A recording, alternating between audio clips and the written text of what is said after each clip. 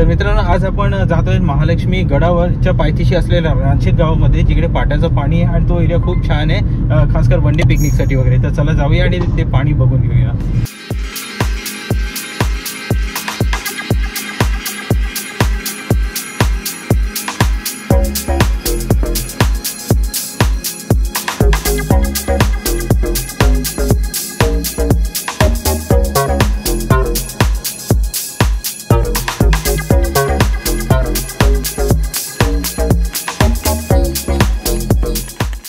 नमस्कार मित्रांनो, मी आहे भाविक आणि welcome to your YouTube channel food and travel बनी. तर आज आपण आलोय रांचेत गावामध्ये. आता सध्या उन्हाळा चालू आहे, तर आपण मोस्टली फिरायला जातो रिसॉर्ट्समध्ये, पार्क्समध्ये, नंतर मग समुद्रावरती वगैरे जातो एन्जॉय करायला, कारण की गरमी आहे. तर पाण्यामध्ये खेळण्याची एक वेगळीच मजा असते. तसंच रांचेत गावामध्ये एक पाण्याचा पठार आहे, तो आता खूप छानसा आहे, वाहतं पाणी. तिकडे पण आपण येऊ शकता. ज्यांना गावामध्ये जाण्याची आवड आहे तर ते इकडे येऊ शकतात. खूप शांत जागा आहे, स्वच्छ पाणी आहे, वाहतं पाणी, कॅनल्स म्हणजे आपण बोलतो ते आहे इकडे. आणि हा जो लोकेशन आहे, हा रांचेत गाव डहाणूला आहे, जिथे आपली महालक्ष्मी आईचं गड आहे, तिची पायथ्याशीच आहे. जर आपण इथे येणार असाल तर आपल्याला महालक्ष्मी आईचं गडाचा जो रस्ता आहे ते इकडेच आहे. आणि मुख्य जो प्रवेशद्वार आहे गड किल्ल्याचा, तिकडे आतमध्ये एंट्रीच केली का 2 मिनिटावरती डाव्या हातावरती हा स्पॉट आहे. तर हा जो स्पॉट आहे हा खूप छान आहे, गावामध्ये आहे. धावत्या पाण्याचा कॅनल आहे, ज्याला आपण कॅनल म्हणतो, म्हणजे जी सोय केली. पण एक आपण काळजी घ्या की हे जे पाणी आहे हे इकडच्या गाववाल्यांसाठी आहे. हे गाववाले इकडचे हे पाणी वापरतात आपल्या शेतीसाठी. काही गावांमध्ये ते पिण्यासाठी पण पाणी वापरतात. तर आपण जर इथे आला तर आपण एन्जॉय करा, पण पाण्यात जर आपण गेला तर शॅम्पू साबणाचा वगैरे वापर करू नका. पाण्यात कोणताही कचरा करू नका किंवा आजूबाजूच्या परिसरमध्ये पण कचरा करू नका. पाणी स्वच्छ ठेवा आणि परिसर पण स्वच्छ ठेवा, कारण की हे पाणी पिण्यासाठी पण वापरलं जाते आणि शेतीसाठी पण वापरलं जाते. आणि या कॅनलला लागून जेवढी पण गावं आहेत ते सगळे गाव या पाण्याचा वापर करतात. कृपया या गोष्टीची आपण बाब घ्या की हे पाणी आपल्याला स्वच्छ ठेवायचं आणि परिसर सुद्धा आपल्याला स्वच्छ ठेवायचा आहे. तर हा जो स्पॉट आहे हा खूप छान आहे. जे महालक्ष्मी गडावरती वगैरे येतात तर त्यांच्यासाठी पण हा आहे, बाजूला स्पॉट आहे, पायथ्याशीच आहे. आणि जर आपण प्लॅन करत असेल फक्त पाण्यामध्ये खेळण्यासाठी वगैरे एन्जॉय करण्यासाठी, तरी पण आपण येऊ शकतात. गावामध्ये खूप छानसा एरिया आहे, शांत आहे. तुम्ही जर पोहता येत असेल तर तुम्ही पाण्यामध्ये बिंदास घ्या. पण जर आपल्याला पोहता येत नसेल तर आपण सोबत कोणाला तरी घ्या जो एक्सपर्ट वगैरे असेल, ज्याला पोहता वगैरे येत असेल. पण स्वतःहून काही करू नका, कारण की काही दिवसाआधी पण एक अपघात झालेला आहे. तर या गोष्टीची आपण जरा काळजी घ्या. खूप छानसा वन डे पिकनिक स्पॉट आहे, तुम्ही पण प्लॅन करू शकता.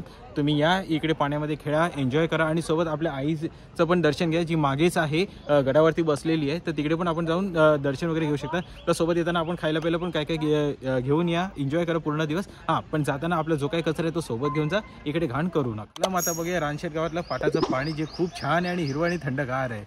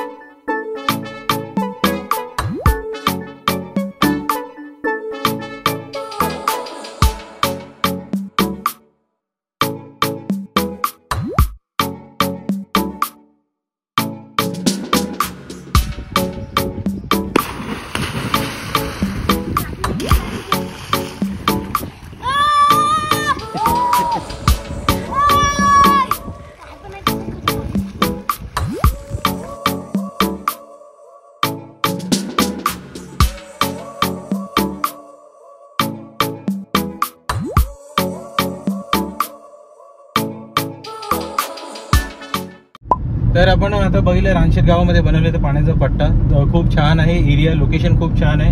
हिरवळ गावामध्ये आहे, स्वच्छ आहे, पाणी पण एकदम व्यवस्थित स्वच्छ आहे.